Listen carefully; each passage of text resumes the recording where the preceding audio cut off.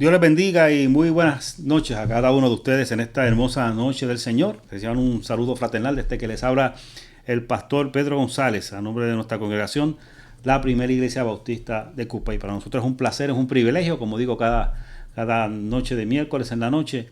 Es un placer, es un privilegio que usted esté conectada con nosotros en esta hora. Así que gracias por separar este espacio para compartir este tiempo de estudio bíblico tan importante y tan necesario en este tiempo que estamos viviendo en nuestra tierra. Así que les invitamos a que se mantengan atentos, atentas, que no se separe nadie. Queremos disfrutar con ustedes en esta noche de este estudio bíblico, que es la continuación del estudio ya vamos por la parte 13. Wow, por la parte 13 y apenas vamos por el capítulo 5, por la parte 13 del estudio del Evangelio de Marcos. ¿Sí? Ha sido un proceso largo, extenso, pero lo hemos disfrutado dentro de todo, ¿verdad? Ha sido una experiencia hermosa y maravillosa el poder contar con ustedes, ¿verdad? Con sus comentarios, con su asistencia, siempre noche tras noche de estos estudios bíblicos. Así que gracias nuevamente, esperamos que disfruten, al igual que quizás han disfrutado los anteriores, puedan disfrutar este estudio bíblico también esta noche y que también puedan disfrutar y aprender también, ¿verdad? Muchas cositas nuevas. Ok, así que por aquí rapidito,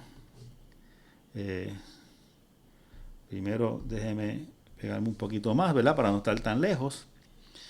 Y déjeme entonces por aquí buscar esto y buscar la pantalla y esto. Y ahora sí, ahí estamos. Ahora tenemos prácticamente todo montado. Déjenme aquí identificarlo siempre, porque es importante, ¿verdad? Para que estemos identificados. Y ahora sí, ya estamos listos. Vamos a comenzar el estudio bíblico de esta noche. Como recuerden, estamos en el Evangelio de Marcos. Llevamos ya 13 partes, 14 si contamos la introducción que se hizo sobre este Evangelio. Son 14 partes, 13 partes, ¿verdad? Digo siempre el número porque cuando usted va a buscar las grabaciones siempre están la parte 1 a parte 13, ¿verdad? Que sería la que estamos cubriendo hoy. Pero sí hay una parte adicional que dice introducción, que esa no la enumeré, simplemente la puse como introducción. Así que en ese caso serían 14 partes que tenemos ya. Así que lo que nos corresponde ahora es el capítulo 5 del Evangelio de Marcos, que como hemos dicho muchas veces, recuerde que es el primer evangelio que se escribió, el más antiguo, aunque es el segundo en orden que aparece en su Biblia, luego del Evangelio de Mateo, pero realmente el más antiguo es el de Marcos. Posteriormente fue escrito el de Mateo y el de Lucas, y posteriormente al final fue escrito el Evangelio de Juan. ¿Okay? Ese es el orden que fueron escritos los evangelios, así que les invitamos a que se mantenga atento en esta hora a lo que vamos a estar discutiendo en esta noche. Vamos a comenzar por aquí rapidito, ya tenemos esto ubicado y vamos a comenzar seguidita, ¿ok? Miren, he puesto por acá que no se me... ok. Vamos a ubicarnos, como siempre. Ya vamos, como dije, esta es la parte número 13 de estos estudios, ya vamos por el capítulo 5 y a veces me gusta, ¿verdad? De vez en cuando ir un poquito a repasar algunas cositas porque es importante que estemos ubicados. Seguimos dando información y a veces como que nos desubicamos. Usted recuerde, y he hecho esto mucho énfasis, el miércoles pasado dimos hasta una prueba, ¿verdad? Para que todo el mundo escribiera la respuesta a unas preguntas que pusimos en pantalla y todo el mundo salió muy bien, gracias a Dios. Pero siempre es bueno ir sobre lo mismo un poquito, ¿verdad? Antes de entrar a información nueva para tratar de que usted se ubique. Recuerde que todo lo que hemos cubierto hasta ahora del Evangelio de Marcos, en su inmensa mayoría, hay unas excepciones, pero en su inmensa mayoría, hasta el capítulo 5, que es el que estamos ahora, hasta el capítulo 5, iba a decir 15, lo confundí con el 13, que es la parte 13, hasta el capítulo 5 que hemos cubierto ahora, en su inmensa mayoría todo se desarrolla en la ciudad de Capernaum, que es en la región de Galilea. En esta ciudad es que Jesús vivía, era su centro de operaciones, ¿ok? Así que prácticamente todo lo que hemos cubierto hasta el capítulo 5, casi todo, la inmensa mayoría, se desarrolla en la ciudad de Capernaum en la región de Galilea. ¿Okay? Hay algunas excepciones al principio que se menciona que estaba a orilla del Jordán, eso era ya más cerca, ¿verdad?, de la región de Judea, mucho más abajo, más cerca del Mar Muerto. Por ahí estuvo en el proceso de ser bautizado Jesús y todas estas cosas, ¿verdad? Y una vez que fue bautizado, regresó nuevamente a Nazaret e inmediatamente se trasladó a Capernaum y prácticamente tenía adelante todo. Todo se desarrolla en Capernaum, una que otra salida que él hace a otras aldeas o ciudades cercanas, pero dentro de la misma zona de Capernaum, de Galilea, perdone, la misma región de Galilea. O sea que todo se sigue desenvolviendo en ese lugar. Y como me gusta siempre repasar, pongo este mapa ya lo cubrimos, pero lo quise poner nuevamente para que no se nos olvide. Usted recuerde, ¿verdad?, que es importante recordar, esta es la zona, está por aquí, esa es la zona de Galilea. La región de Galilea es esa que acabo de marcarle en rojo en el mapa. Esa es la región de Galilea. Y la ciudad de Capernaum se encuentra específicamente aquí. ¿Dónde está? Perdón. Donde está esa flechita, ahí a la orilla del mar de Galilea, ahí es que está la ciudad de Capernaum, en donde, como dije, se ha desarrollado la inmensa mayoría de lo que hemos narrado, con ciertas excepciones, ¿verdad? Cuando él fue bautizado, que fue en esta región, por acá, ¿verdad?, en el área, cerca del área de Judea, y obviamente cuando menciona la ciudad de donde él se crió, que es la de Nazaret. Con la excepción de eso y de otras ciudades que no especifican, pero que él salió en un momento dado a llevar el mensaje del Evangelio, la inmensa mayoría sigue sucediendo en esa ciudad de Capernaum. ¿Ok? Y para que no nos perdamos mucho, cuando hablamos de esta región que estoy marcando aquí, ¿verdad?, que en el mismo medio está el mar de Galilea, yo voy a darle un zoom, ¿verdad? Voy a tratar de ampliar un poquito esa zona de ahí para que usted entienda de más cerca, ¿verdad? Porque ahí yo sé que el mapa es muy, en su pantalla quizás es muy pequeño y usted no puede quizás disfrutarlo bien, así que vamos a darle un zoom a eso para que usted lo pueda distinguir un poco mejor. Mire, ahora sí, si usted se fija, ¿ok? Esto es el mar de Galilea, obviamente, que era lo que se veía chiquitito, ¿ok? Y si usted se fija, aquí está Capernaum. Usted se fija a la orilla del mar. De hecho, en una de las estudios bíblicos que hicimos en el pasado, no lo puse en esta vez, ¿verdad?, porque no voy a repasar todo, puse hasta una foto de cómo se veía, ¿verdad?, las ruinas de lo que era Capernaum. Así que ahí era donde vivía Jesús, y ese es el mar de Galilea. Si usted se fija, ahí cerquita está también la ciudad de Genesaret, está la ciudad de Magdala, que es de donde era original María Magdalena, y esta parte de acá, ¿verdad?, que vamos a estar cubriéndola hoy en una parte, es la región de Gadara. Que Gadara es una ciudad dentro de lo que es la Decápolis. Eso vamos a hablar más ahorita, pero es para que usted se ubique. Fíjese que lo importante con todo esto es que en esa flecha que yo marqué al principio, ahí es que está Capernaum. ¿Okay? Ahí es que está realmente Capernaum, que es donde se está desarrollando todo el ministerio de Jesús hasta este momento. ¿Okay? Explicado todo esto, déjeme pasar a la próxima. ¿Ok? Vamos a ubicarnos, ¿verdad? Porque estamos comenzando el capítulo 5, pero hay una línea, ¿verdad?, que es importante amarrarla con el capítulo 4. En el capítulo 4 veo que Jesús estaba en el mar de Galilea, frente a la ciudad, ¿verdad?, en la orilla de la ciudad de Capernaum, dando un discurso, una gran multitud que había allí. Él estaba en una barca, ¿verdad?, en la orilla, ¿verdad?, de la playa. Estaba en esa barca porque la multitud estaba toda en la playa, en la arena, ¿verdad? Y él lo que hacía es que se ponía en la barca para poder, ¿verdad?, tener el espacio, porque había mucha gente rodeándolo, para tener espacio y poder hablarle a la multitud. Y en el capítulo 4 vimos cómo él estaba narrando varias parábolas, diferentes parábolas. Pero al final del capítulo 4 también aparece la historia cuando él termina de hablar con la multitud, que él toma una barca, ¿verdad?, y se va para cruzar, dice el pasaje, al otro lado, dice del lago, en algunas versiones, en algunos dice al otro lado del mar de Galilea, ¿verdad? Él coge una barca junto con sus discípulos y cruza al otro lado, ¿verdad?, de ese mar de Galilea. ¿Okay? También dice que algunas personas también se fueron, tomaron algunas barcas y lo siguieron, dice, no especifica la cantidad. Me imagino que no fue toda la multitud, ¿verdad? Quizás toda la multitud no tenía la posibilidad de conseguir una barca, pero hubo una cantidad de personas que tomaron barcas y se fueron detrás de él, que él iba a cruzar al otro lado del mar de Galilea. Hasta ahí fue que estuvimos cubriendo en el capítulo 4 del miércoles pasado, ¿verdad? Y en ese trayecto, recuerdan que él estaba durmiendo, vino una gran tormenta, los discípulos se desesperaron, creían que iban a fallecer, que iban a morir dentro de los vientos que estaban soplando. Él se levantó y calmó la tormenta, la calmó con sus palabras, simplemente hizo que la tormenta cesara, parara. Y los discípulos quedaron asombrados, se preguntaban entre ellos, ¿quién es este hombre que hasta los vientos le obedecen? ¿Okay? Así que, y ahí prácticamente es lo que cierra el capítulo 4. ¿Por qué esto es importante? Porque ahora en el capítulo 5 comienza cuando él llega al otro lado del mar. Ya hizo su discurso, ya contó sus parábolas allí a la orilla del mar de Galilea, frente a la ciudad de Capernaum. Terminó de narrar, cogió la barca, se fue con sus discípulos, en el camino se enfrenta a la tormenta, él calma la tormenta, sus discípulos se asombran, y ahí termina el capítulo 4, y ahora comenzamos el capítulo 5, él llegando al otro lado del mar, ¿ok? Del mar de Galilea, ¿ok?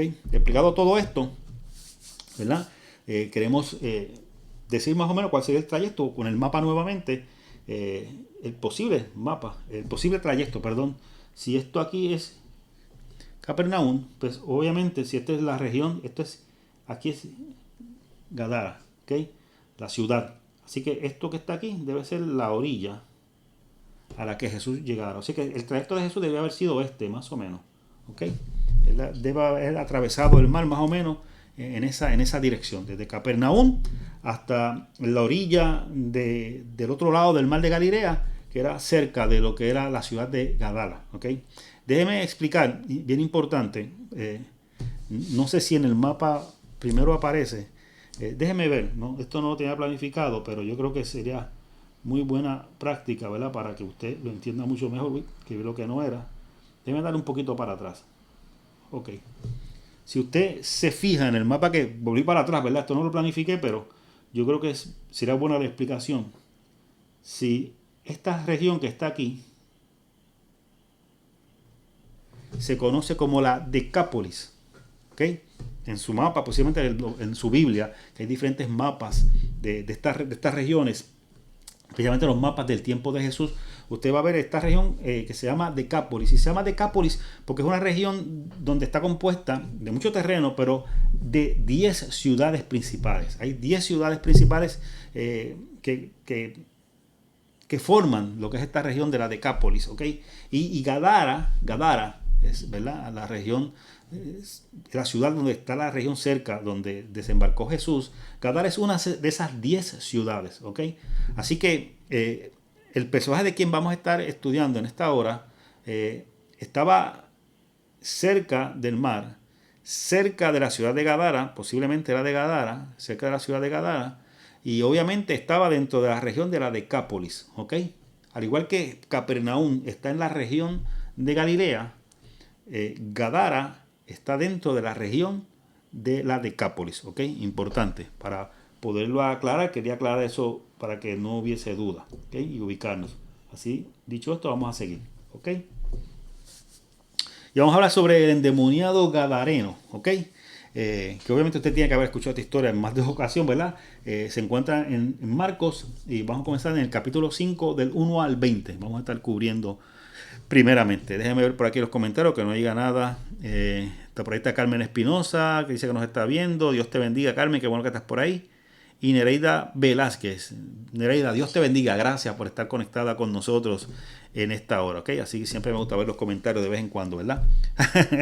Janet Hernández me dice que ya hay 31. Gracias, Janet, ¿viste? Empezamos con 25, pero ya hay 31. Es normal. Siempre hay alguna persona que entra un poquito después y eso lo entendemos. Así que ya estamos en range. Ya estamos en la cantidad más o menos la apropiada, cerca de los 30 por lo menos, ¿ok? Nada, vamos a seguir. El endemoniado gadareno es el que vamos a estar cubriendo en esta hora, historia sobre ese hombre. Vamos a ver. Vamos a comenzar leyendo poco a poco Marcos 5 del 1 al 5. Vamos a comenzar, ¿verdad? Poco a poco, porque esta historia cubre bastante y queremos ir parte por parte para poderla discutir poco a poco y entenderla lo mejor posible, ¿ok? Leemos Marcos 5 del 1 al 5. Para beneficio de algunas personas que me han preguntado Todas las lecturas que estoy haciendo en este estudio bíblico son con la versión Nueva Traducción Viviente. Nueva Traducción Viviente. Si usted tiene otra versión, no se preocupe, ¿verdad? La esencia sigue siendo la misma, ¿ok? Me gusta mucho esta versión. Aunque por lo general la Reina Valera 2015 es de las más exactas, ¿verdad? Pero no sé, la Nueva Traducción Viviente tiene algo que me gusta, no sé, me siento muy cómodo con ella, ¿ok? Así que nada, vamos a seguir leyendo Marcos 5 del 1 al 5. Marcos 5 del 1 al 5 y dice así la poderosa palabra de nuestro Dios. Entonces llegaron al otro lado del lago.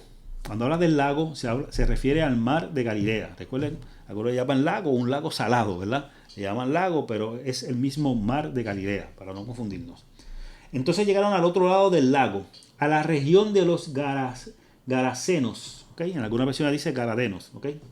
Cuando Jesús bajó de la barca, un hombre poseído por un espíritu maligno salió de entre las tumbas a su encuentro.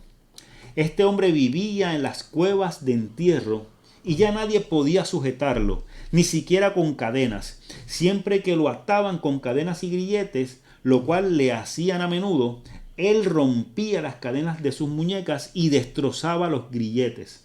No había nadie con suficiente fuerza para someterlo. Día y noche vagaba entre las cuevas donde enterraban a los muertos y por las colinas aullando y cortándose con piedras afiladas. ¿Okay? Esta primera parte, estos primeros 5 versículos, lo que hacen es ponernos más o menos, ¿verdad?, en contexto, ¿verdad?, de lo que está pasando con este hombre. Lo primero es que Jesús llegó a la región de Gadara. ¿Okay? Esa región de Gadara, que fue la que les enseñé en el mapa ahorita, que para todos los efectos es una región extraña, extranjera, para efectos de los galileos. Él cruzó al otro lado del mar y salió de la región de Galilea. ¿Okay? Salió de la región de Galilea y llegó a otra región que es la Decápolis, ¿okay? Pero específicamente cerca de la ciudad de Gadara. Así que ya está en un lugar fuera de la región de Galilea. Quiero enfatizar en esto por lo que expliqué al principio del estudio bíblico, y que lo he dicho en varias ocasiones a lo largo de todos los estudios, donde Jesús en su inmensa mayoría se había mantenido en la región de Galilea, especialmente y más aún en la ciudad de Capernaum. Pero en esta historia, aunque en otras partes había dicho que había salido, sí, pero no eran muy específicos, pero aquí sí da con detalles que sale de la región de Galilea, sale de Capernaum, de su ciudad, pero sale también de la región de Galilea, en este caso por mar, porque lo hace atravesando el mar de Galilea, y llega a una región diferente, que es la región de la Decápolis, específicamente cerca de lo que es la ciudad de Gadara. ¿Okay? Es importante porque es la primera vez que con más detalles, porque sí se menciona otras salidas a otras ciudades, pero prácticamente no lo mencionan saliendo de la región de Galilea. Es la primera vez que se menciona esa salida de Jesús, ¿verdad? Ya ha comenzado su ministerio, ¿verdad? Ya comenzó que él sale de su región y sale a una región diferente, que es la región de la Decápolis, especialmente donde es esta región de Gadara. Esta región de Gadara es una región gentil, prácticamente gentil, pero es una región en donde queda prácticamente en lo que es los límites del imperio. ¿Okay? El imperio romano se había extendido hasta un poco más allá del Jordán, hacia el este del Jordán. Específicamente, cuando vimos el mapa, cubría parte de lo que es esta región de la Decápolis. ¿Okay? Hubo algunos emperadores que trataron de extender el territorio más allá, hacia la zona de lo que era Persia, ¿verdad? Pero por razones económicas, ese tiempo que el imperio llegó hasta allá no fue mucho. Hubo nuevamente que reducir un poco, porque obviamente pasa en nuestro tiempo y pasa en el tiempo anterior, a más grande el imperio, más son los gastos, ¿verdad? Porque a más zona, más regiones que usted cubra, usted necesita más soldados para cubrir esa región, para usted poder mantener el control de las regiones que usted está ocupando. Así que aunque en un momento dado el imperio romano se extendió prácticamente a la zona de Persia, mucho más al este, ya casi camino a la India, hubo un momento dado en que hubo que reducir eso, ¿verdad? Porque el mantener ese control era muy difícil y muy costoso. Así que se mantiene en una zona donde esta región de la Decápolis prácticamente era el límite. Y es interesante porque en esa región de la Decápolis el imperio utilizó una estrategia de lo más interesante. El imperio romano lo que hacía es que muchos de los soldados, de los veteranos, ¿verdad? Que habían sido soldados, esos veteranos que ya no eran soldados, que habían cumplido ya con su deber, que ya no eran parte de la milicia, estos veteranos de los ejércitos, del ejército romano, al terminar de cumplir en ese ejército, el imperio los acomodó en ciudades que estuviesen cerca de esa zona fronteriza, ¿verdad? ¿Para qué? Para que la táctica del imperio era mantener estos veteranos en esta región, porque al tener un conocimiento y al haber una buena población de estos veteranos en esta región, le daba también, sin tener un ejército de forma formal, tenía gente ahí que de una forma u otra podían mantener el control y quizás, ¿verdad?, mantener ¿verdad?, el límite, ¿verdad?, de los que estaban fuera del imperio. ¿Okay? Así que era una táctica. Así que en este caso Gadara, la región de la Decápolis, era una zona donde había muchos soldados retirados, muchos soldados que ya eran veteranos, que ya no eran parte del ejército, pero que el imperio los había acomodado en este lugar. ¿Cómo los habían acomodado? Le vendían a un costo, ¿verdad?, más o menos razonable. Le vendían parcelas para que ellos se establecieran y hicieran su vida en este lugar, en estas parcelas, ¿verdad?, ya fuera sembrando, cultivando, no sé, o haciendo algún tipo de negocio, pero que se establecían en estas ciudades. Y la Decápolis era una de estas ciudades, una de estas regiones donde había muchas ciudades, donde vivían muchos soldados retirados, muchos veteranos. Esto es importante porque parte del lenguaje, lo vamos a ver ya mismo, el lenguaje que se utiliza dentro de esta historia del endemoniado gadareno son términos que son militares, y los vamos a ver ya mismo. Términos que se utilizan que son de origen militar. Y tiene su razón de ser, pero ya mismo vamos a cubrirlo con más detalle, ¿ok? Pero como dije, esta región estaba en el dominio, ¿verdad? En el límite, pero estaba bajo el dominio del imperio romano, ¿ok? En esas regiones que cuando Jesús llega del otro lado de la orilla de Capernaum, ¿verdad? Llega a la otra orilla, a esta región de Gadara, encuentra a un hombre con un espíritu maligno, ¿ok? Cuando usted busca la palabra que se utiliza realmente en el griego original, es un hombre impuro, con un espíritu impuro. Es la palabra original. Algunas traducciones le ponen maligno, pero la esencia, usted entiende lo que se quiere decir, ¿verdad? Una persona que no era él, no era esa persona realmente, sino que estaba poseída por algo que realmente no era él mismo. ¿Okay? Este hombre que está poseído por un espíritu impuro, por un espíritu maligno, cuando Jesús desembarca allá en la orilla del mar donde él está desembarcando, este hombre sale de entre las tumbas que hay en ese lugar. ¿Okay? Por lo que se entiende que estaba fuera de la ciudad, pero cerca de una ruta principal. Explico todo esto. Lo primero es que cuando dice que estaba entre las tumbas, no podemos pensar en un cementerio como pensamos nosotros ahora mismo, ¿verdad? Como quizá usted tiene en su pueblo, en San Juan, ¿verdad? Donde usted tiene un lugar, ¿verdad? Con muchas tumbas, ¿verdad? Con identificaciones o con cruces, ¿verdad? Pero que están en el piso, ¿verdad?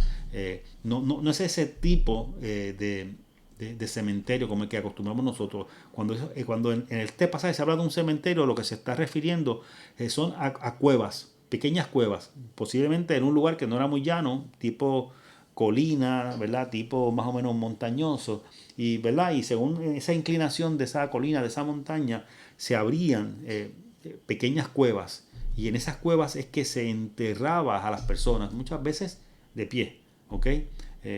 La imagen que quizás le puede que puede usted traer a su mente y que quizás le ayude a identificar lo que estoy tratando de explicar es la imagen de Lázaro, ¿verdad? Recuerda el hombre que Jesús resucitó, ¿verdad? Recuerden que estaba, cuando casi siempre que usted ve las películas, está como en una cueva metido, ¿verdad? Que está todo cubierto con piedras totalmente, y ahí es que se enterraba a las personas. O sea, así que no es un cementerio como conocemos nosotros, sino más bien un montón de cuevas, ¿verdad? Que están en esa ladera de una forma u otra para poder enterrar a las personas. Este hombre, dice el pasaje, que salía de entre las tumbas. Lo que está diciendo es que salía de entre las cuevas que estaban en esa región, él salía de ese lugar. ¿Ok? Es importante que en ese momento los cementerios se hacían a las afueras de la ciudad. ¿Ok? Estas pequeñas cuevas que se hacían para enterrar a la gente no se hacían en la misma ciudad, se hacían a las afueras de la ciudad. Así que por lo tanto, si Jesús está llegando a este lugar y este hombre sale a su encuentro al él desembarcar y sale a su encuentro de las tumbas, significa que aunque el hombre posiblemente era de Gadara, está cerca de la ciudad de Gadara, no estaba en la ciudad. Gadara estaba cerca, pero no estaba en la ciudad porque estaba en un cementerio. Claro, por alguna razón los cementerios también se hacían en ese momento cerca de los caminos principales que unían una ciudad con otra ciudad.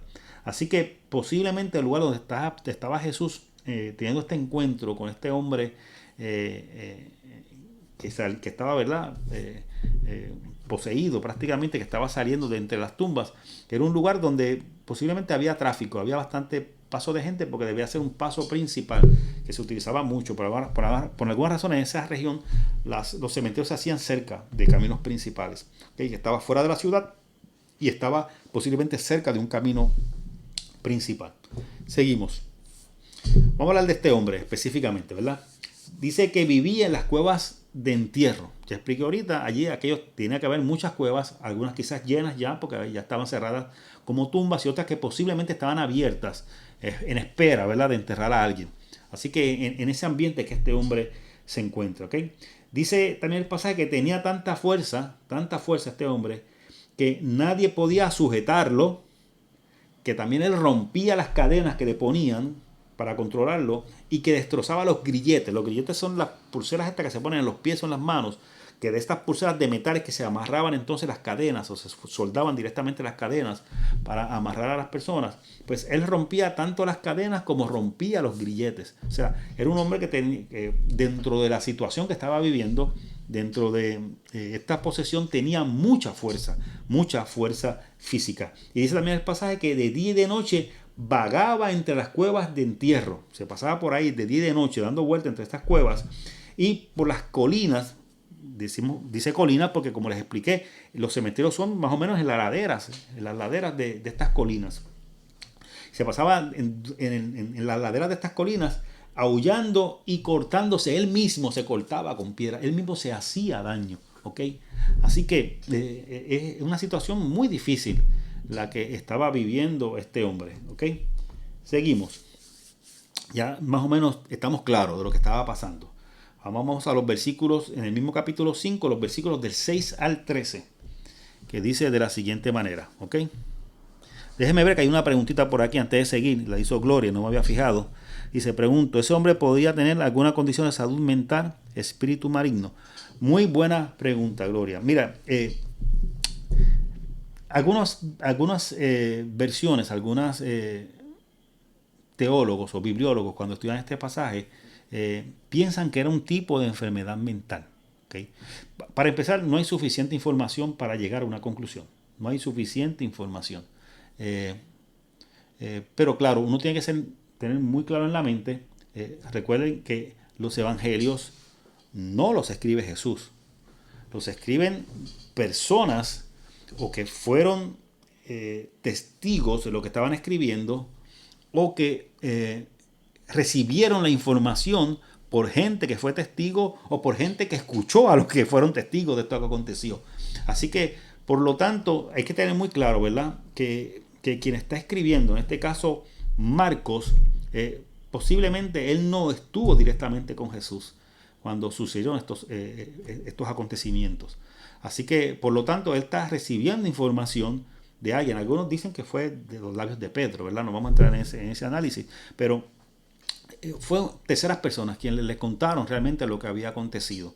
Así que, por lo tanto, él está escuchando lo que le cuentan, está tratando con lo que escucha, tratando de escribir, de plasmar la idea que le están narrando, y en plasmar estas ideas, él tiene que tratar de identificar situaciones que están pasando. O sea, en el pasaje no dice, ¿verdad?, directamente, ¿verdad?, que que era que estaba endemoniado, ¿verdad? Quizás algunas personas puedan decirlo, pero no todas dicen eso. La inmensa mayoría no lo dice.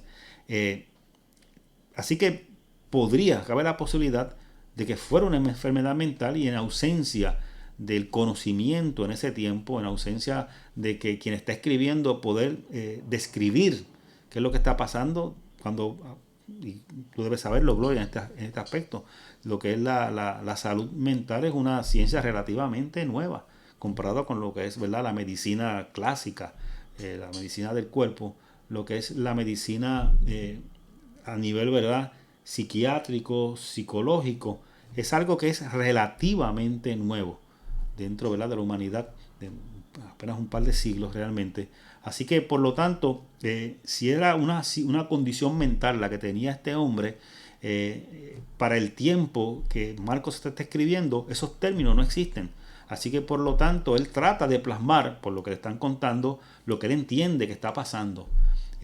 Sí, hay una posibilidad. Esa posibilidad es aceptable. Puede ser que haya sido, ¿verdad?, una enfermedad mental. Claro, por otro lado, también sabemos, ¿verdad?, que también hay poderes de las tinieblas, ¿verdad? Hay potestades de las tinieblas, hay una guerra espiritual también, y el ser humano muchas veces está en el medio de esa guerra, y que hay veces, ¿verdad?, hay unas debilidades emocionales y psicológicas que pueden hacer más propenso espiritualmente a una persona a no poder manejar estas situaciones. Pero siempre me gusta decir, ¿verdad?, que uno puede tener un parecer o otro parecer, pero siempre es importante, y me gusta recalcarlo, no hay suficiente información para llegar a una conclusión a la otra. Sí, hay una buena posibilidad de que haya sido una enfermedad mental, pero también hay una buena posibilidad de que haya sido realmente una cuestión espiritual. ¿Okay? Lo importante es que esta persona estaba atada. Y lo importante es lo que vamos a estar estudiando, cómo Jesús bregó con esta persona. Y la forma como bregó Jesús con esta persona nos dice mucho a nosotros, Gloria, nos dice mucho a nosotros de cómo nosotros debemos tratar no solamente, ¿verdad?, el aspecto espiritual, ¿verdad?, a nivel de posesión, ¿verdad?, sino también el aspecto psicológico, emocional o psiquiátrico, ¿verdad?, con qué amor, con qué preocupación debemos también tocar esto. La acción de Jesús puede cubrir ambas cosas en ese aspecto. Así que nada, Gloria, espero que sí, que hayas entendido. Dice, y es que en ese tiempo no había el DSM-5 para un diagnóstico. Exactamente. Qué bueno que lo pusiste, ¿verdad? Porque era más o menos lo que estaba tratando de explicarte. Obviamente tú lo pusiste más técnico, obviamente porque es tu profesión, pero no había forma de hacer un diagnóstico. Exactamente como estás diciendo, no había una forma de hacer un diagnóstico, así que obviamente, pero es una posibilidad. No está mal ni es una barbaridad pensar que pudo haber sido una enfermedad mental. Pudo serla también en cierta medida. ¿Okay? Así que gracias, Gloria, por esa magnífica pregunta y muy pertinente. ¿Okay? Así que vamos a leer Marcos 5, de 6 al 13. ¿Verdad? Ya más o menos ubicamos la condición de este hombre, dónde es que está puesto, cuál es la ciudad donde está, cerca de qué ciudad es que está sucediendo todo esto. Ya más o menos lo hemos ubicado. Así que vamos a leer ahora del versículo 6 al 13 de Marcos 5. Dice así la poderosa palabra de nuestro Dios. ¿Ok? Déjame, antes de leerlo, es que me gusta cuando escriben, me gusta aprovecharlo y cogerlo en caliente, porque me pongo a leer y después tengo, ¿verdad?, que perder el hilo, ¿verdad?, en ese aspecto. Así que me gusta leerlo para que usted pueda sentir en el momento lo que usted escribe. Nuestra hermana Evelyn Cruz nos dice, puede ser que tuviera un problema de personalidad, ya que más adelante él dice que su nombre es Legión y que dentro de él habitan muchos. También es posible, ¿ok? Este aspecto de Legión tiene una explicación desde la perspectiva, ¿verdad?, de quien está narrando. Pero también puede haber una condición de personalidad también. Y podría aplicar también. ¿No? Eso no hay problema con eso. ¿Ok? Recuerden, todo es dentro del marco de la especulación. Pues no tenemos suficiente información para llegar a una conclusión o llegar a la otra. Pero es posible. Es posible. Gracias, Evelyn. ¿Ok? Nuestra hermana Gladys llegó por ahí. Dice que llegó algo tarde, pero llegaste, Lidia, qué bueno que estás por ahí. Muchas bendiciones. Y Gloria dice que ya hay 32. ¿Ok? Seguimos. Vamos a leer ahora sí. Marcos 5, de 6 al 13. Dice así. Y continuamos leyendo la poderosa palabra de nuestro Dios. Cuando Jesús todavía estaba a cierta distancia, desembarca, ¿verdad? Este hombre sale entre las tumbas.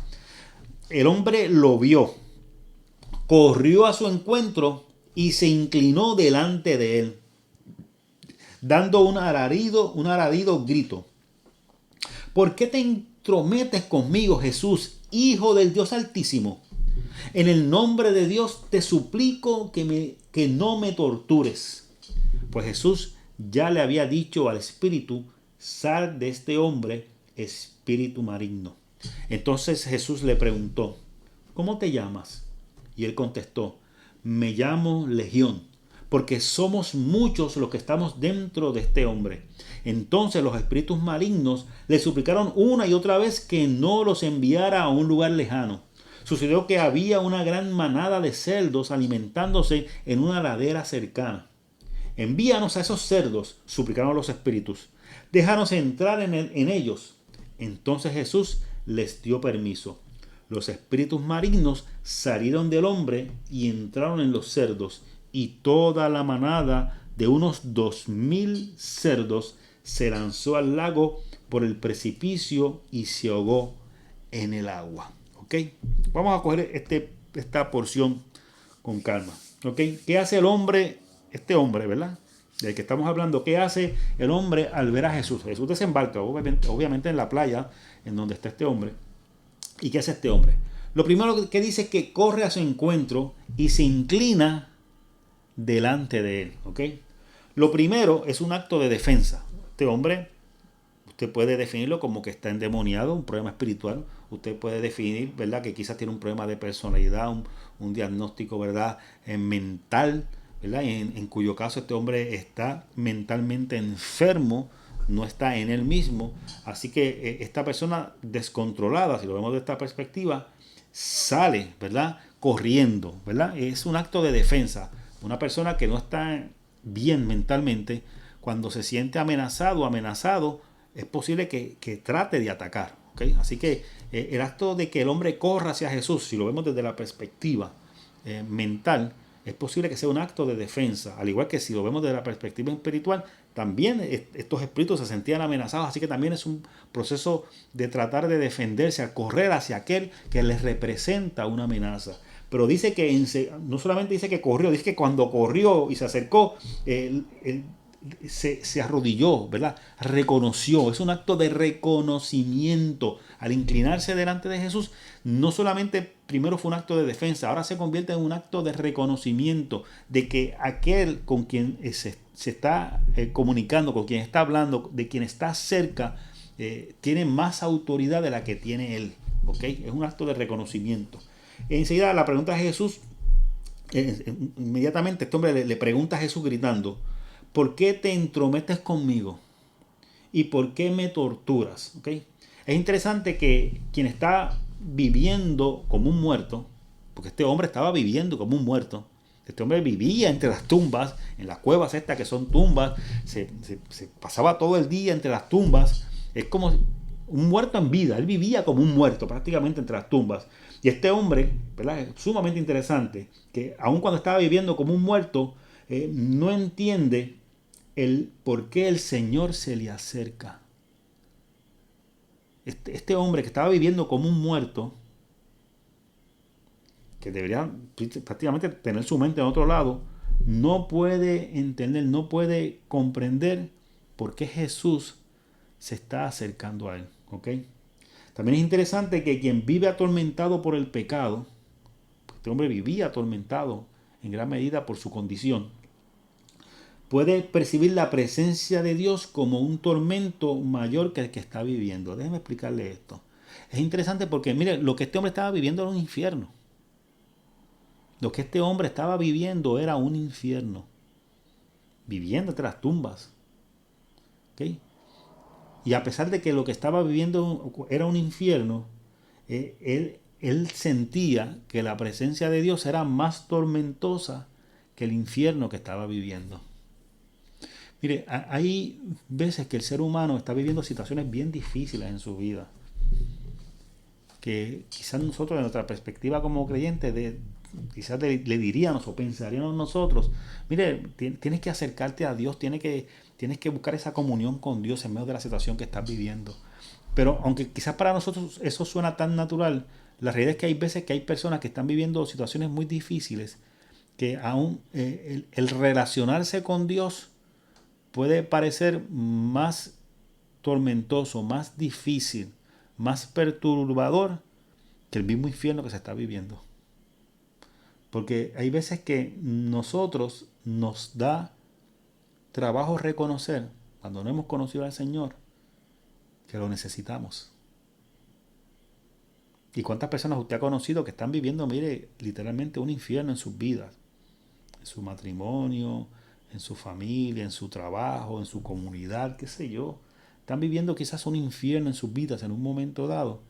Y como cuando usted trata de hablarle de Dios, de darle la alternativa de Dios, se molestan, se muestran apáticos, indiferentes. Cuando lo que usted está dando es una alternativa al sufrimiento o al infierno que está viviendo en esa hora. Y pensaremos nosotros que como es una alternativa al dolor o al infierno que está pasando, lo recibiríamos con los brazos abiertos, ¿verdad? Esa alternativa. Pero a veces no es así. Hay veces que nos acostumbramos al infierno que estamos viviendo. E inclusive tratamos de defender, a veces consciente, a veces inconscientemente, tratamos de defender ese infierno que estamos viviendo. Increíble. Increíble, totalmente increíble. Cosas que no entendemos y no comprendemos. ¿Ok? Vamos a seguir. La conversación que tiene Jesús, ¿verdad? Con este hombre. Jesús le pregunta, ¿cómo se llama? ¿Cuál es tu nombre? Le pregunta, ¿verdad? Este hombre. Su respuesta es que se llama Legión. Dice Legión porque somos muchos. Ok, mire, dice lo que estaba explicando al principio del estudio. Legión es un término militar, ¿ok? Que describe a un ejército imperial de 6.000 soldados, ¿ok? Y la mayoría de esos soldados, de esos 6.000 soldados, la inmensa mayoría son soldados de infantería, son los que están a pie ahí, que pelean mano a mano, ¿verdad? ¿Okay? Frente a frente. Y también una legión contiene también, está abastecida o posee, ¿verdad? Por lo menos 60 piezas de artillería. ¿Qué son piezas de artillería? Mira, por ejemplo, lo que eran las catapultas, ¿verdad? En nuestro tiempo la artillería eran cañones, ¿verdad? Son cañones en nuestro tiempo. En el tiempo quizás de Jesús, la artillería eran las catapultas, que eran estos carros en madera bien grandes que tenían un brazo y ese brazo le ponían un tipo de roca o a veces algo en fuego y eso zumbaba a la distancia, al otro lado, al ejército opositor, a la ciudad que se estaba atacando, mandaba, ¿verdad? Esas rocas para destruir o quizás, ¿verdad? Unas bolas llenas de fuego, ¿verdad? De algún material incendiado, ¿verdad? En fuego, para tratar de hacerle daño a la tropa contraria o tratar de incendiar la ciudad que se está atacando. O sea, lo que quiero decir con una legión es un ejército gigantesco con muchos recursos. ¿Okay? No es un montón de gente haciendo alboroto con 4 pistolas, sino es un ejército grande, fuerte, organizado, con recursos. Que está capacitado para hacer daño. ¿Okay? Y este hombre se identifica como legión, que es un término militar. ¿Sí? Por eso que decía al principio que posiblemente este hombre posiblemente tenía conocimiento militar. Porque tenemos que recordar, ¿verdad?, que aunque sí estaba poseído, ¿verdad?, si lo vemos de la perspectiva espiritual, había una conciencia de él ahí también. Y posiblemente al él hablar, había una presencia todavía de su conciencia y de su conocimiento. Y si lo cogemos desde la perspectiva mental, que es una enfermedad mental, pues más aún todavía, ¿verdad? Estaba ahí presente su conocimiento y aparentemente había un conocimiento militar en este hombre. Posiblemente, como dije, dentro de esta región de la Decápolis, donde había muchos veteranos, es posible que este hombre fuese un soldado, que ya era un veterano, posiblemente, y que estaba, como dice el pasaje, poseído, ¿verdad? Y ahí podemos tomarlo desde la perspectiva espiritual, desde la perspectiva mental, ¿ok? Así que este hombre es lo que está diciendo, ¿verdad?, en su lenguaje militar es que, o sea, lo que me está poseyendo es algo grande, es algo fuerte, es algo que realmente yo no puedo controlar, es algo que está organizado en mi contra totalmente, ¿ok? ¿Okay? Todo esto indica que posiblemente este hombre, como dije hace un momento, era un soldado retirado del Imperio Romano. Es posible que fuese eso. ¿Okay? La presencia de una legión espiritual en un cuerpo, ¿verdad?, que no le pertenece, en un cuerpo que no le pertenece, es equivalente a la presencia de las legiones militares en una tierra que no les pertenece. ¿Okay? Tenemos que también entender que Marcos, quien está escribiendo dentro de un marco de una región que está invadida por un imperio, que está ocupada por un imperio. Así que Marcos no puede evitar, ¿verdad? De alguna forma, aunque la historia, ¿verdad?, sea real y esté tratando de narrar, tampoco no puede evitar, ¿verdad?, al incluir esta historia en su evangelio, el tratar de alguna forma de describir lo que padece una tierra o una región cuando es ocupada militarmente, cuando es sometida por un imperio más fuerte, ¿verdad?, en cierta medida. De la misma forma que este hombre estaba poseído desde la perspectiva espiritual, Marco lo que está plasmando es que también esta región está poseída, está ocupada por un imperio que la tiene totalmente sometida. ¿Okay? Es interesante el que existía la posibilidad de que ese hombre fuese un veterano romano, porque Victimario, ¿verdad? Si él había sido parte de un ejército, él en cierta medida él era el que ocupaba, el que hacía daño, al ser parte de un ejército y ocupar tierras. En este caso, al él ya no ser un veterano, ya no ser parte del ejército y ya estar dentro, ¿verdad?, de esta región de la Decápolis, viviendo, porque el imperio lo ubica ahí, como expliqué antes, para tratar de mantener el control en la frontera del imperio. Ahora, de él ser el victimario, él se convierte en la víctima.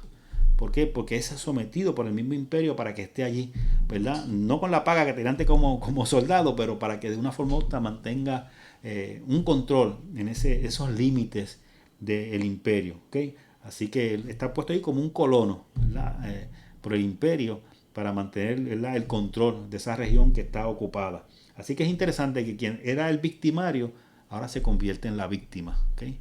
No podemos olvidar que hay veces que nosotros somos víctimas de muchas cosas que pasan alrededor, pero no olvidemos que en ocasiones nosotros nos convertimos somos victimarios. Somos nosotros a veces el instrumento de diferentes maneras para hacerle daño a la gente que está cerca de nosotros. A veces por lo que hacemos, pero a veces también por lo que no hacemos. Porque a veces el guardar silencio, el no actuar ante la injusticia, nos hace cómplices. Y nos hace ser victimarios, ¿verdad?, de quienes quizás no tienen las posibilidades que usted y yo tenemos. Así que tener mucho cuidado con todo esto. Vamos a seguir, ¿ok? Continúa la conversación, ¿verdad?, con Jesús, de este hombre. Dice, los espíritus malignos le suplican a Jesús que los enviara a una gran manada de cerdos que estaba cerca. Los espíritus dicen, ¿verdad?, sácanos de aquí, ¿verdad? Si es que, ¿verdad?, nos vas a seguir atormentando, sácanos, pero envíanos a una manada que está cerca. Mira, es bien interesante porque dentro de lo que era la cultura griega, y usted recuerde que aunque estamos en la región de Galilea y Grecia está bastante lejano geográficamente hablando, la cultura que imperaba en esa región incluía lo que era el Asia Menor, que es lo que conocemos ahora como Turquía, aún la región de Siria. De hecho, en la misma región de Palestina, cuando usted iba a la ciudad de Cesarea, ¿verdad?, que una ciudad construida prácticamente con el estilo cultural, aunque era romana, un estilo cultural griego. La cultura griega era lo que imperaba, ¿verdad?, dentro, y el pensamiento griego era lo que imperaba, aunque el imperio romano era el que dominaba políticamente, culturalmente, intelectualmente, lo que dominaba era el pensamiento griego, ¿verdad?, esa filosofía griega. Inclusive los romanos seguían mucha filosofía griega en gran medida. Así que es interesante porque dentro de esa cultura griega, ¿verdad?, y esta región, especialmente ser un lugar donde había muchos colonos del Imperio Romano, es posible que ese pensamiento griego estaba presente ahí. ¿Okay? Y ese pensamiento griego separaba, ¿okay?, divorciaba lo que era el espíritu del cuerpo. O sea, los separaba. Una cosa era el espíritu, una cosa era el cuerpo, ¿verdad? Y obviamente siempre esa separación era poniendo por debajo al cuerpo. Siempre el espíritu era superior. ¿verdad? Dentro de lo que era la mentalidad griega.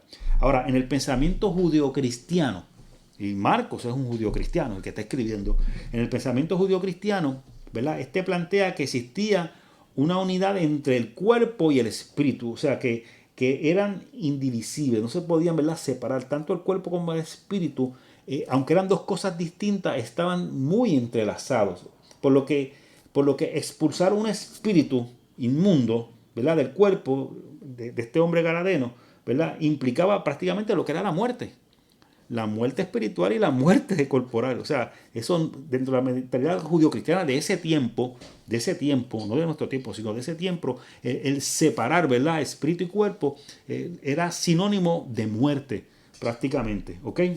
Así que lo que está diciendo los espíritus a Jesús, mira, si nos vas a separar para que no muramos, déjanos ir a los cerdos.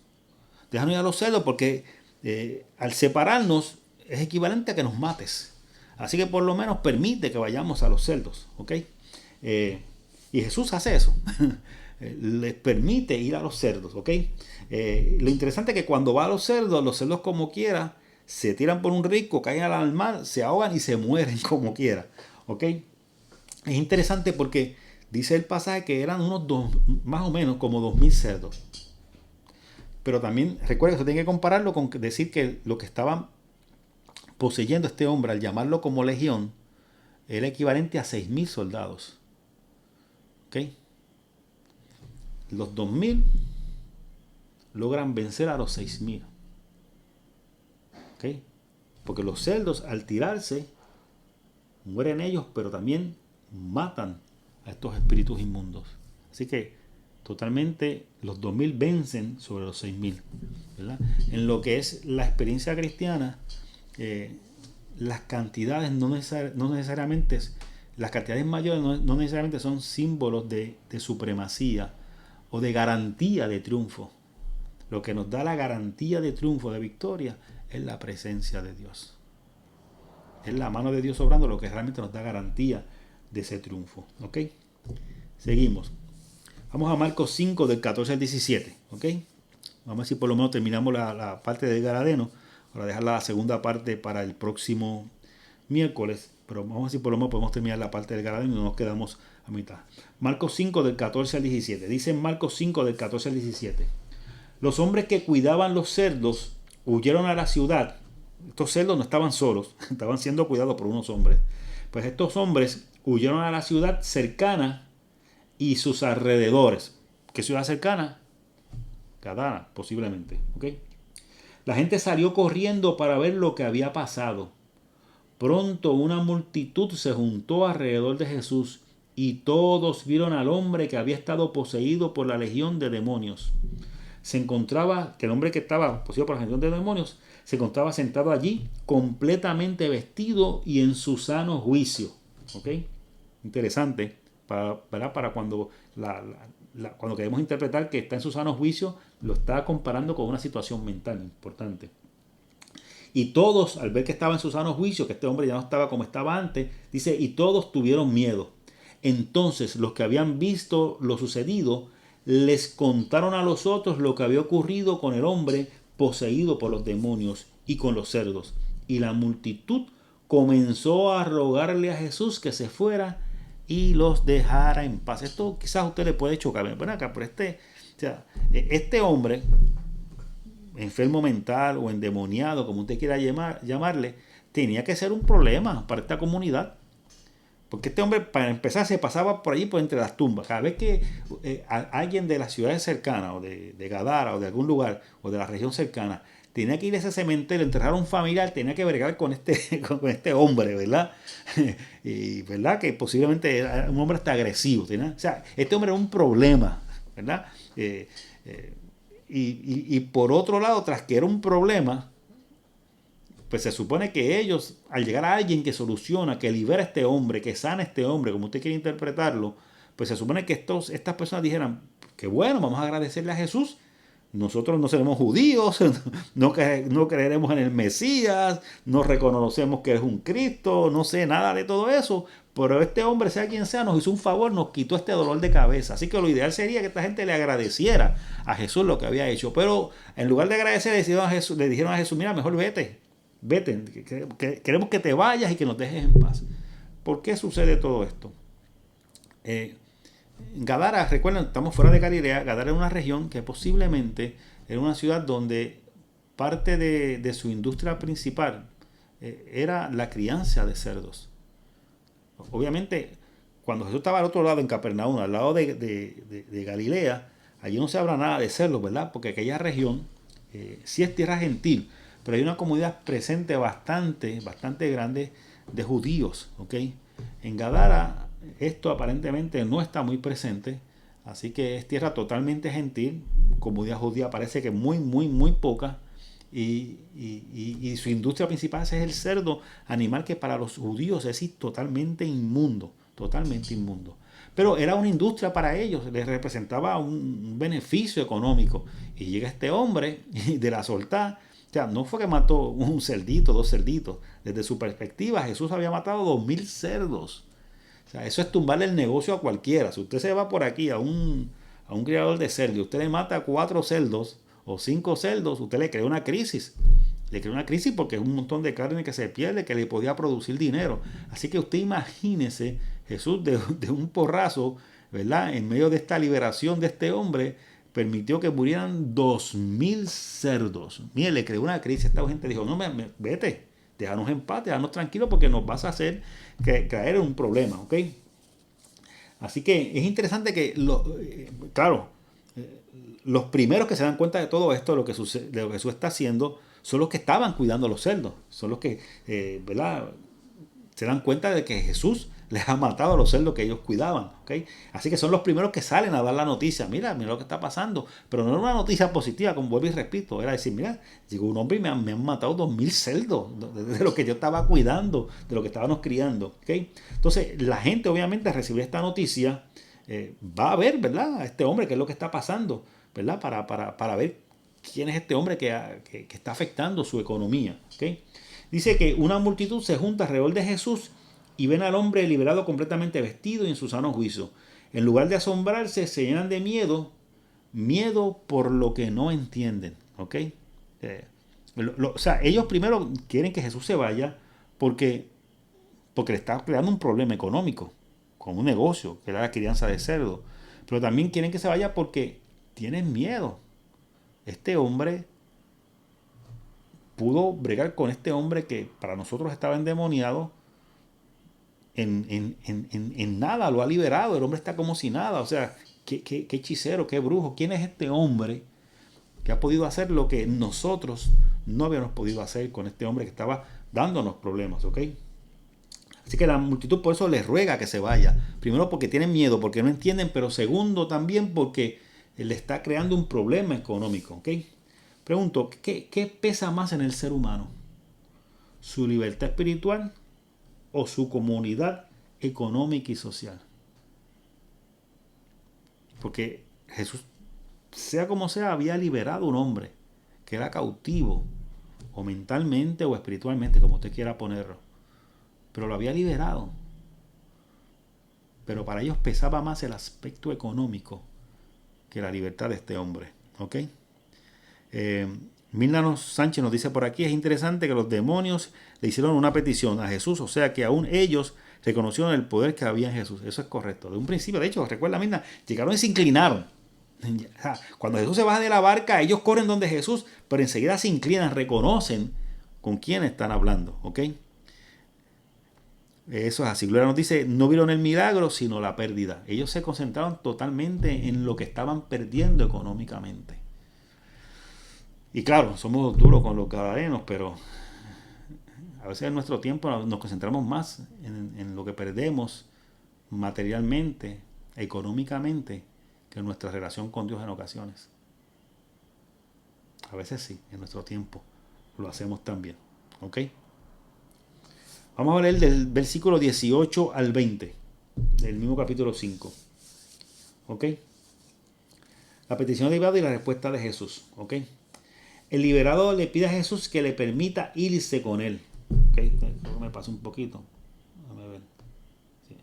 Ok. Sí, el 18-20. No, creo que no lo escribí fue. No lo escribí. Ok. Déjeme. No, bien, no, lo hoy mismo. Lo importante es que no escribí el pasaje, pero se lo voy a resumir. Pues se me pasó copiarlo y pegarlo ahí. Mira lo que sucede. Una vez que sucede todo esto, que la multitud le pide a Jesús que se vaya por todo lo que estoy explicando, Jesús se está preparando para montarse en la barca, para irse con sus discípulos. Y este hombre que había sido liberado por Jesús se acerca a él y le dice que se quiere ir con Jesús. O sea, era tanto o el agradecimiento o la conexión que había hecho con Jesús, era tanto la alegría quizás de haberse sido liberado de lo que lo estaba atormentando, que este hombre quería irse con Jesús. Este hombre no era judío.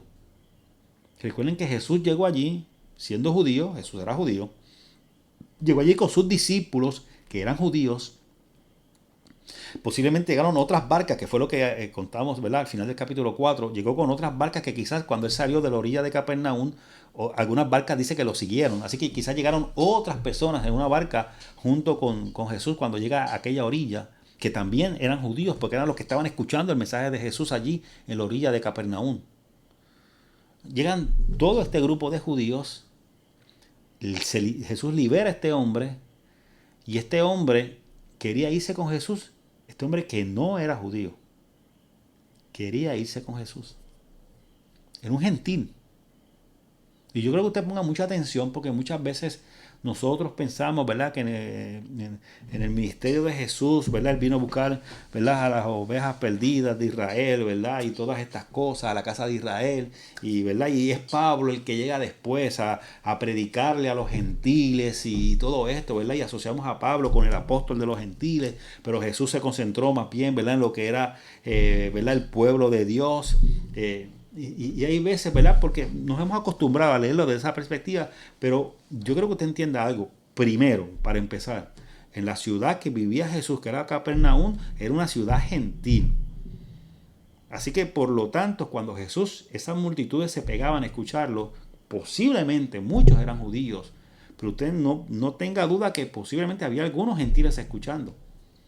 Quizás no está documentado, pero en una ciudad de gentiles, un mensaje tan poderoso como el que está compartiendo Jesús, una multitud que se está pegando, vamos a asumir que eran todos judíos. Usted va a pensar que cuando hay tanta gente allí judía escuchando a este hombre, algún gentil le va a decir, déjame escuchar a este hombre, que, o sea, tanta gente que lo está escuchando. O sea, ellos tienen una sinagoga ahí que apenas caben unos cuantos decenas de personas y sabrá ni se llena, y de momento este hombre se para en la orilla del mar de Galilea y se llena esa orilla de gente escuchándolo. Algún gentil tiene que haberse pegado para escuchar. Claro, no está documentado así de esa forma, pero aquí cuando él llega al otro lado del mar, a tierra de gentiles, exactamente, ¿verdad?, donde esta ciudad prácticamente no había una gran comunidad judía, llega a ese lugar que es totalmente gentil, a la Decápolis, totalmente gentil.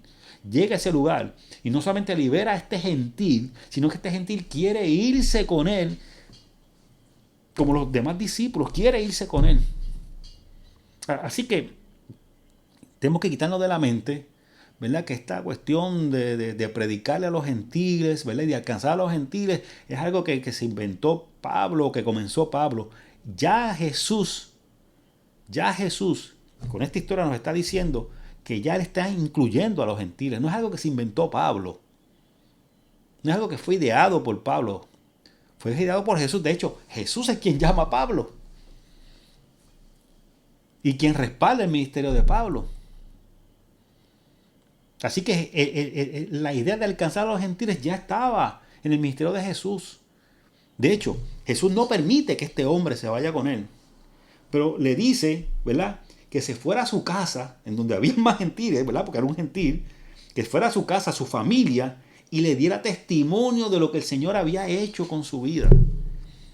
Convierte a este gentil en el primer misionero gentil para llevar ese evangelio a su casa, a su familia. Pero va muy lejos, más lejos todavía. Este hombre dice el pasaje, que no solo obedeció a Jesús, no lo acompañó, sino que se quedó en aquella tierra, y no solamente fue a su familia, sino que se convirtió en un evangelizador de toda la Decápolis. Este hombre recorrió toda la Decápolis llevando el mensaje del Evangelio de Jesús que lo había liberado. Era un gentil evangelizando gentiles. Porque en el caso de Pablo tenemos a un judío de esclavo pasado, ¿verdad?, que por mandato del Señor va a evangelizar a los gentiles. Pero aquí estamos hablando de este hombre que Jesús ha liberado, de un hombre, un gentil evangelizando gentiles. Mire lo grande de esta historia. Lo grande de esta historia. ¿Ok? Ok, aquí vamos a estar parando, ya son las 9:01, pero llegamos bien, cubrimos ya prácticamente todo lo que era la historia de este gadareno. ¿Ok? La próxima parte, ¿verdad? Está mal identificado, dice 5:1:20, pero no es, sino que vamos a continuar el próximo. Déjeme salirme de por aquí, ¿verdad? Un momentito. Deme un brequecito para ir, ok, aquí. Eso es. Venimos por aquí. Venimos y quitamos esto que está aquí. Y nos retiramos un poquito para acá. Ok, ahora sí. Ya prácticamente culminamos, ¿verdad?, esta liberación de este hombre, de Gadara. ¿Ok? Ahora, el próximo miércoles seguimos en el mismo capítulo 5, pero con una historia diferente. Una historia diferente. Ya cubrimos esta historia completa. Es la segunda historia. Son más bien dos historias dentro de la segunda historia, ¿verdad? Pero que es la segunda parte de este capítulo 5. Eso lo vamos a cubrir el miércoles que viene y ya prácticamente cubrimos todo lo que tiene que ver con este hombre gadareno. Así que gracias, Dios les bendiga y nos vemos prontito. Bye bye.